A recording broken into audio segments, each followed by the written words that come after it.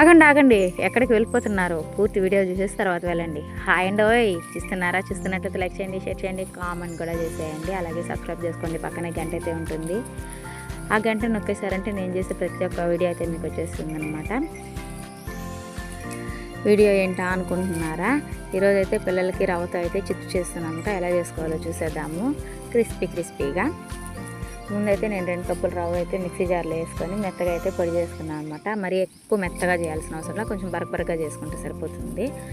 ఒక 4 ఎండుమిరపకాయలు, మన కారం తగ్గట్టు, కారం తినని వాళ్ళైతే ఒకటి కూడా వేసుకోవచ్చు. కారం ఫుల్గా తింటాం కాబట్టి 4 ఎండుమిరపకాయలు, కొంచెం జీలకర్ర వేసి కచ్చాపచ్చగా అయితే మిక్సీలో పొడి చేసుకున్నాను అనమాట. అలాగే కరివేపాకు, టేస్ట్కి కరివేపాకు వేస్తే టేస్ట్ అయితే భలే ఉంటుంది. కరివేపాకు చిన్న ముక్కలుగా కట్ చేసేసి వేసుకునేయాలి. తగినంత ఉప్పు కూడా వేసుకొని మొత్తం అంతా పట్టేలాగా ఒకసారి అయితే అలా కలుపుకునేయాలన్నమాట. అలా కలిపేసుకున్న తర్వాత కొంచెంగా రవ్వ కదండి, దీంట్లో డాల్డా కానీ నూనె కానీ నెయ్యి కానీ ఏం వేయాల్సిన అవసరం లేదు. మంచినీళ్ళే కొంచెంగా వేసుకుంటూ ముద్ద వచ్చేలాగా కలుపుకోవాలన్నమాట. నీళ్ళు అయితే ఎక్కువ పడతాయి అన్నమాట, రవ్వ కదా పీల్చేస్తుంది. ఇలాగా కొంచెం నీళ్ళు అయితే ఎక్కువ పడతాయి. అలా ముద్దలాగైతే చేసుకునేయాలన్నమాట. చేతికి కూడా ఎక్కువ ఏమి అంటుకోదన్నమాట. మన చపాతీ పిండిలాగా అలా ముద్ద చేసి పెట్టుకునేసామంటే సరిపోతుంది. చూడండి, మెత్తగా అయితే వచ్చేసింది పిండి కూడా. కానీ అందులో కొంచెం చెమ్మారిపోకుండా ఉండడానికి ఒక స్పూన్ ఆయిల్ అయితే వేసుకొని మళ్ళీ ఒకసారి అయితే అలా కలుపుకునేసి ముద్దలాగా చేసేసి ఒక 10 నిమిషాలు అయితే పక్కన పెట్టేసుకోవాలన్నమాట. నేనైతే ఇలా గిన్నె మూసి పెట్టేశాను. ఒకవేళ లేదు అనుకుంటే మీరు తడి బట్టను తడిపి దానిపైన అయితే కప్పేసి ఒక 10 నిమిషాలు అయితే పక్కన ఉంచేయాలి. 10 నిమిషాలు అయిపోయిన తర్వాత దాన్ని పిండి ఎత్తుకున్నాను. పిండి అయితే కొంచెం ఆరుంది చూడండి, కానీ నాకైతే ముద్దకు సరిపోతుంది. ఒకవేళ పిండి ఆరిపోయింది అనుకున్న వాళ్ళైతే కొంచెం వాటర్ వేసుకొని మళ్ళీ కొంచెం ముద్దలా కలుపుకుంటూ ఇలాగైతే చేసుకోవచ్చు అనమాట.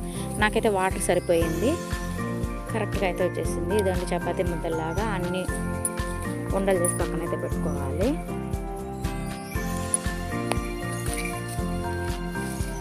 ప్రతి చపాతీలాగా రుద్దుకోవాలన్నమాట. ఇలాగే దోసుకొని పైన వేసుకొని కాల్చుకొని తింటే కూడా భలే ఉంటుందండి టేస్ట్.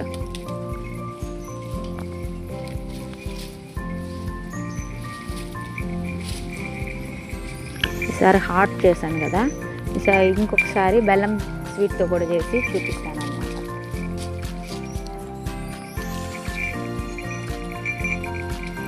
ఇలా పీసెస్గా కట్ చేసుకొని మనకి ఏ షేప్ కావాలంటే ఆ షేప్లో అయితే కట్ చేసుకొని ఒక ప్లేట్లోకి అయితే పీసెస్ లాగా వేసుకునేసాను అనమాట. మనకు నచ్చిన దీంట్లో అయితే గ్లాస్తో కూడా కట్ చేసుకోవచ్చు అండి. అట్లా మనకు నచ్చిన షేప్లో అయితే కట్ చేసుకొని చేసుకోవచ్చు అనమాట. ఇప్పుడైతే బాండి పెట్టేసి అందులో అయితే ఆయిల్ వేసుకున్నాను. ఆయిల్ అయితే హీట్ అయిపోయిందా లేదా అని చూడడానికైతే దాన్ని ఒకటైతే వేసుకుంటున్నాను అనమాట. అది వేసిన వెంటనే కొంచెం పైకి వచ్చింది అంటే ఆయిల్ హీట్ అయిపోయినట్టు. అందుకే అన్నీ వేసేసి కొంచెం కలర్ మారే వరకు అయితే వేయించుకోవాలన్నమాట.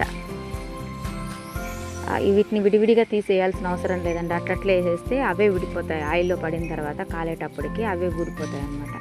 చూడండి ఎలా ఊడిపోయాయో, అంత తనిగా వచ్చేస్తాయి. మనం ఒక్కొక్కటి తీసేసుకోవాల్సిన అవసరం అయితే లేదు.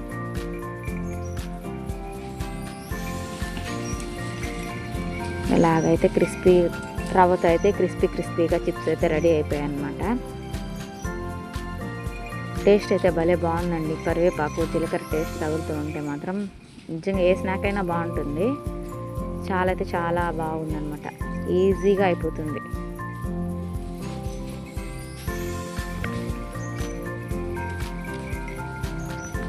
Thanks for watching. Please like and subscribe.